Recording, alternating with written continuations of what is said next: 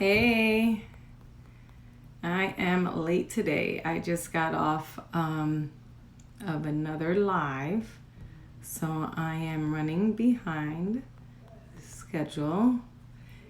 And today's topic, hi, is being double-minded gets you nowhere.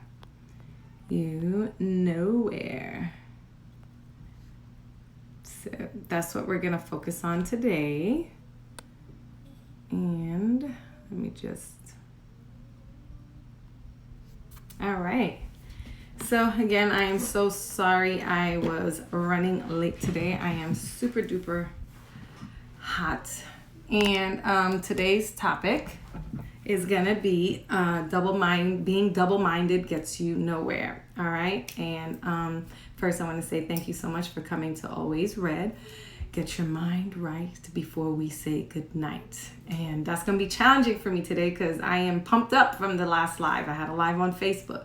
So I have a lot of energy right now, but it's time to unwind and decompress, which is what we're about to do.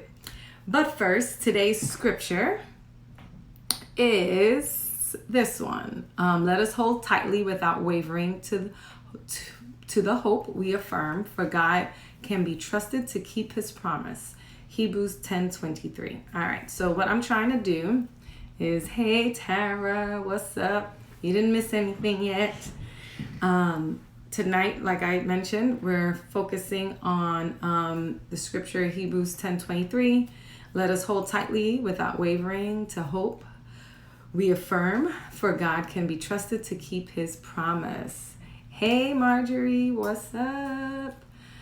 Sorry, I'm a little late today because I was doing a Facebook Live. I don't know if you guys were there, but I kind of got here a little bit late.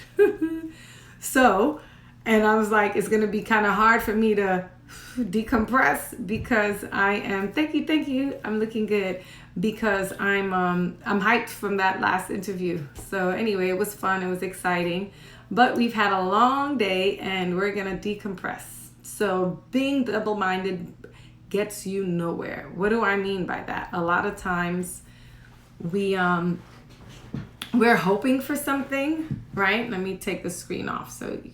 So a lot of times what happens is we're hoping for something, we're praying for something. And remember, if you've been following me, if you follow me, you know when you pray for something, we have to believe that we received it, right?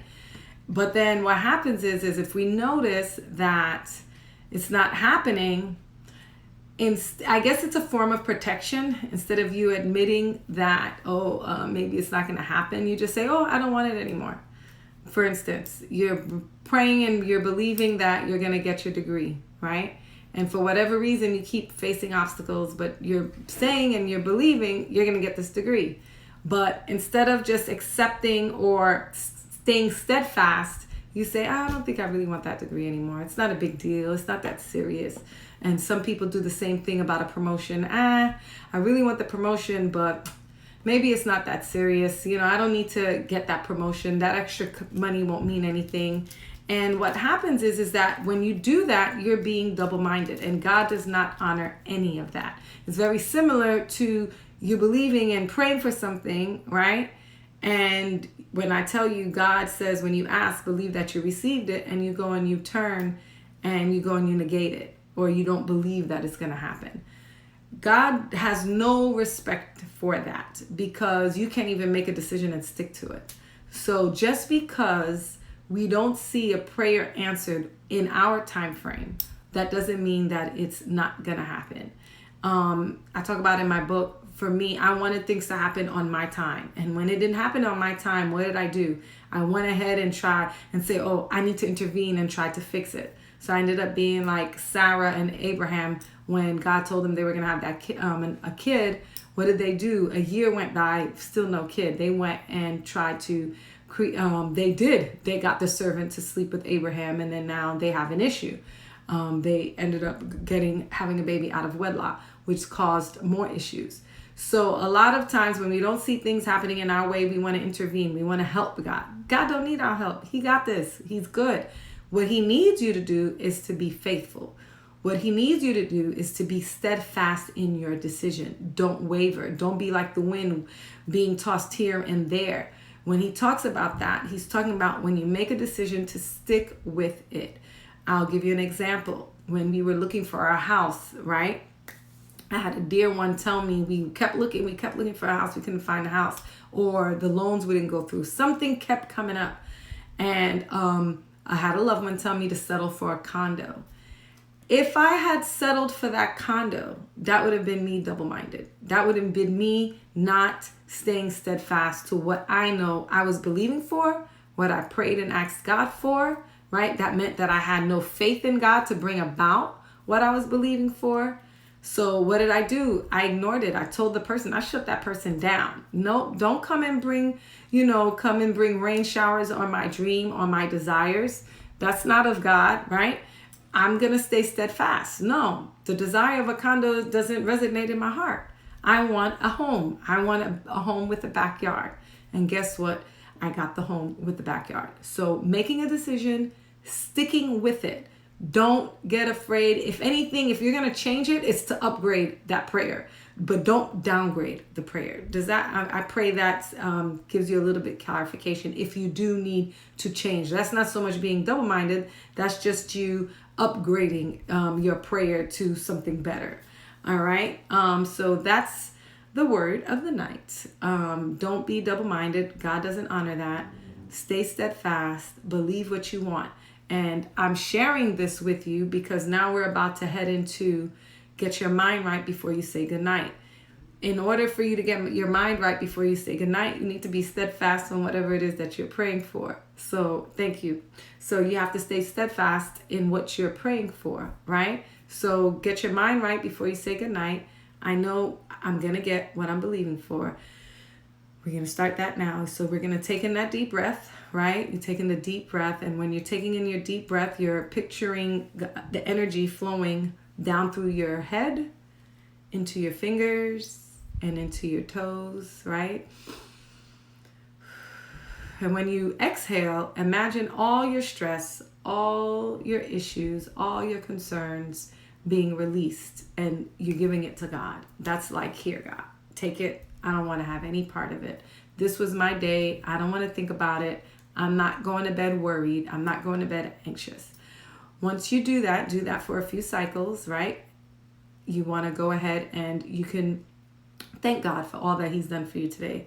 Thank him for your health. Thank him for your peace of mind. Thank him for food that you ate, your dinner, your children, whatever it is that you can be grateful for, you thank him. So now we're entering into the Thanksgiving, gratitude, right?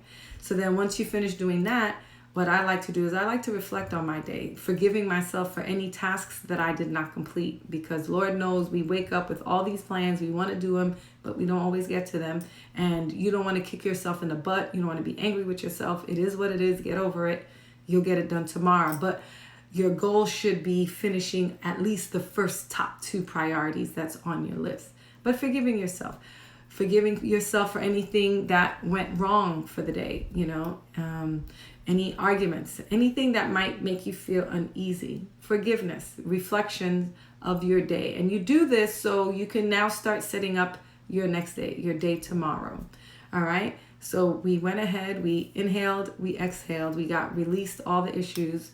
Once we do that, we reflect, we do gratitude. And then now we're going to start visualizing. We're going to tell our subconscious what it is that we want to think about. When we go to sleep, your subconscious is in control. It dictates your life. A lot of times we think our conscious mind is in control. It's not. Your subconscious is the one that's really dictating your life. So what you want to do before you go to bed is to really tell it what you want to focus on.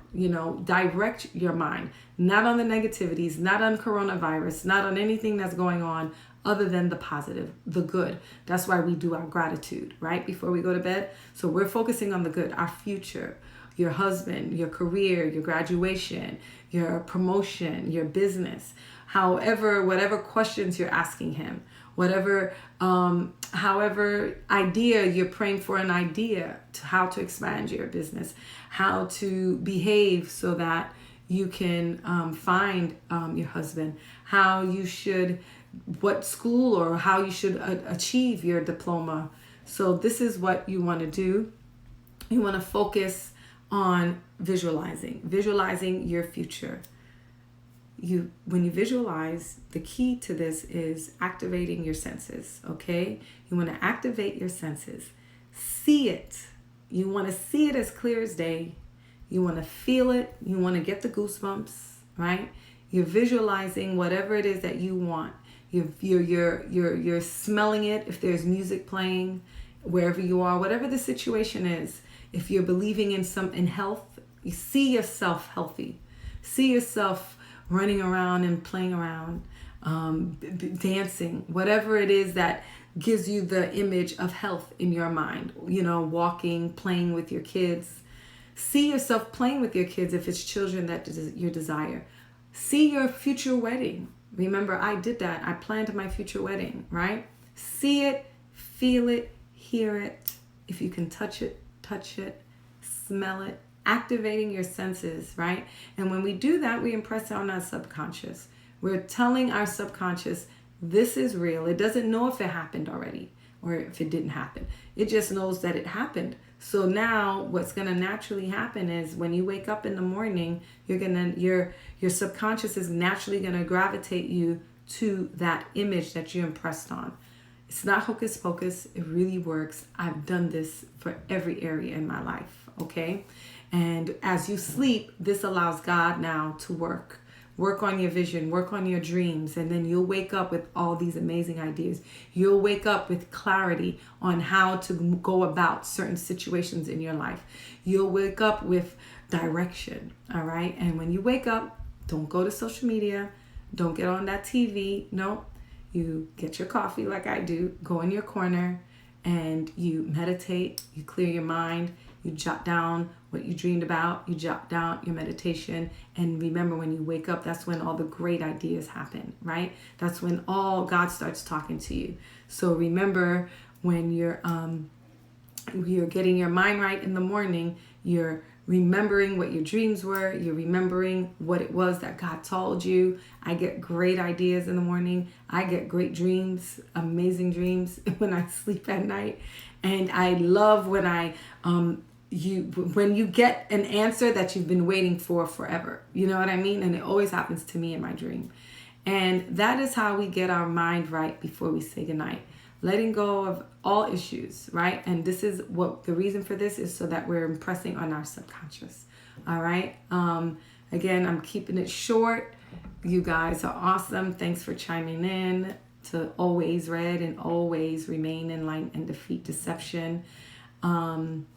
I will be doing a replay if you missed me on Facebook Live for my live that I had with Travell Kelvin. And that's about it. I love you guys. I pray that you have a restful night. You wake up feeling refreshed and rejuvenated. And I'll see you again tomorrow night. All right, 9 o'clock. Be there, and love you guys. Bye.